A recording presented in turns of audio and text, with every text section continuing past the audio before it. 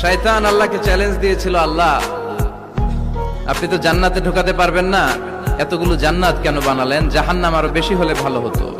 আল্লাহ বললেন কেন? শয়তান বলে, আল্লাহ এই সবগুলারে আমি ওয়াসওয়াসা দিয়ে মুনাফিক বানিয়ে নাস্তিক বানিয়ে জাহান্নামে ঢুকাবো।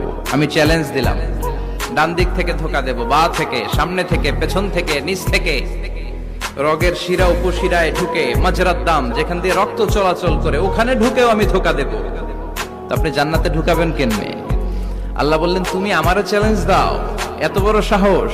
আমি তো সব রাজার বড় রাজা, মহারাজা। চিৎকার করে বলেন ঠিক কিনা? মহারাজার সাথে চ্যালেঞ্জ দেয়া যায় না।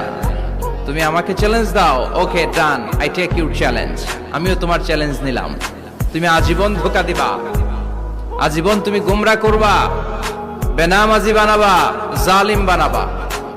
কিন্তু আমার বান্দা কোন তাফসীরুল কোরআনের মাহফিলে এসে, কোন এক ওয়াক্তের নামাজে মসজিদে ঢুকে, অথবা মাঝরাতে ঘুম ভেঙে গেলে তাহাজ্জুদের জায়নামাজে চোখের পানি ছেড়ে যখন ক্ষমা চাইবে, আমি সব গুনাহ মাফ করে দেব, তুই কি করবি? চিৎকার করে পড়েন আল্লাহু আকবার।